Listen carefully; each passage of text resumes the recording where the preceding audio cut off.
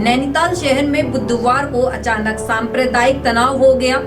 उस्मान नाम के बुजुर्ग ठेकेदार द्वारा बालिका से दुष्कर्म करने का मामला प्रकाश में आया तो सूचना शहर में आग की तरह फैल गई। लोगों की भीड़ मल्लीताल की सड़कों पर इकट्ठी हो गई। इसके बाद हिंदू संगठन ने मुस्लिम समाज के लोगों की दुकानों में तोड़फोड़ शुरू कर दी। विरोध करने वालों को दौड़ा दौड़ा कर पीटा गया। उग्र भीड़ ने गाड़ी पड़ाव बाजार में खड़े वाहन गिरा दिए। वहां दुकानों के आगे रखे सामानों को भी इधर उधर फेंक दिया। साथ ही कई घरों पर ईंट पत्थर फेंके। इस दौरान कई घरों के शीशे टूट गए।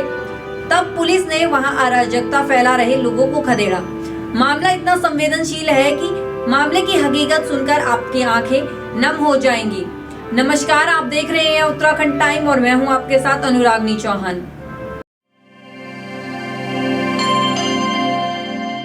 नैनीताल में दुष्कर्म की त्रासदी झेलने वाली बालिका को अपनों का भी प्यार नहीं मिल सका। माता पिता के रिश्ते में खटास के कारण 2 माह की उम्र में पिता का साथ छूट गया। दरिंदगी का शिकार हुई 12 साल की बच्ची पर संकट के बाद उसके मुंह से शब्द गायब थे। शायद खौफ के बीच उसकी चुप्पी भीतर ही भीतर भयानक त्रासदी का शोर मचा रही थी। किसी को पता नहीं था कि गुमसुम बच्ची के मुंह से जब शब्द फूटेंगे तो उसकी परिणति एक ऐसी घटना के रूप में सामने आएगी जहां मानवता शर्मसार हो जाएगी। बच्ची को मुंह बंद रखने के लिए कहा गया था। कुछ बोलने पर उसके साथ ही परिवार को भी खत्म करने की धमकी थी। वही डर इतने दिनों से उसका पीछा नहीं छोड़ रहा था। छोटी सी उम्र में वह अंदर ही अंदर एक ऐसे तूफान का सामना कर रही थी जिसने उसका बचपन झकझोर दिया।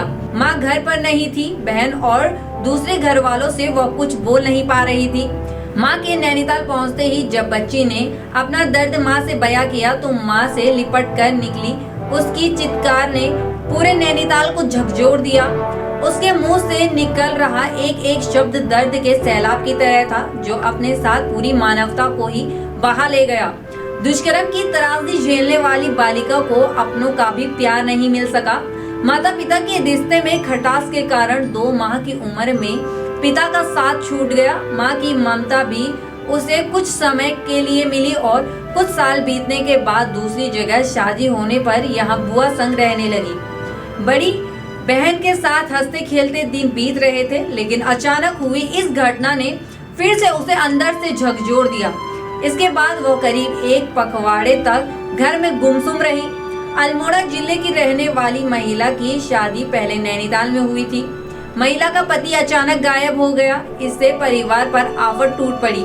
अनुसूचित वर्ग की महिला मजदूरी कर परिवार चलाती थी। बता दें, उसकी 2 छोटी बेटियां हैं। वर्ष 2016 में मायके वालों ने महिला का विवाह उत्तर प्रदेश के सबल में करा दिया। इसके बाद बच्चियां महिला के पहले पति के घर बुआ की देखरेख में रहने लगी। महिला हर महीने उनकी देखरेख के लिए यहाँ आती है। एक पखवाड़े से बच्ची गुमसुम रहने लगी तो पहले बड़ी बहन ने उससे पूछा। डर के चलते बहन को कुछ नहीं बताया तो उसने अपनी नानी को नैनीताल बुला लिया। नानी के पूछने पर भी पीड़िता ने घटना के बारे में जानकारी नहीं दी। जब माँ यहाँ पहुंची तो उसने बच्ची से गुमसुम रहने की वजह पूछी। तब दुष्कर्म का राज खुला। दुष्कर्म की शिकार हुई बालिका की माँ सबल में थी। बड़ी बेटी की सूचना पर जब वह नैनीताल पहुंची तो बेटी से गुमसुम रहने का कारण पूछा। इस पर बेटी माँ के सामने फफक पड़ी और बोली, माँ मेरा नाम स्कूल से कटवा दो, मुझे नैनीताल में नहीं पढ़ना है। नैनीताल में आरोपी उस्मान ने 12 वर्ष की बालिका से दुष्कर्म किया। इसके बाद मुंह खोलने पर उसके पूरे परिवार को खत्म करने की धमकी दी। वारदात के बाद से बालिका सदमे में चली गई। वह अपनी बहन और अन्य परिवार वालों से कम ही बात कर रही थी। माँ जब नैनीताल पहुंची तो घटना की बाबत पूछते ही बच्ची फफक कर रो पड़ी। उसने अपने साथ हुई घटना की जानकारी दी। इसके बाद मामले पर फिलहाल डीएम बदना ने एसएसपी और पुलिस अधिकारियों को जिले की सीमा पर 24 घंटे चेकिंग कर नैनीताल में प्रवेश करने वाले संदिग्ध व्यक्तियों से पूछताछ करने के निर्देश दिए हैं। संवेदनशील स्थलों पर दिन रात पुलिस पेट्रोलिंग और जिले में व्यापक सत्यापन अभियान चलाने को कहा है। डीएम ने खुफिया तंत्र को तनावग्रस्त क्षेत्र पर नजर रखने और पुलिस को संवेदनशील क्षेत्र में फ्लैग मार्च करने के निर्देश दिए हैं और कहा है कि जुम्मे में नमाज स्थलों एवं संवेदनशील क्षेत्रों में अतिरिक्त पुलिस तैनात किए जाए। साइबर सेल के माध्यम से अफवाहों व नफरत फैलाने वाली सोशल मीडिया पोस्टों पर निगरानी रखी जाए। पर्यटकों की सुरक्षा को ध्यान में रखते हुए नैनीताल शहर में भीड़ भाड़ वाले स्थलों पर पुलिस अधिकारियों की तैनाती करे।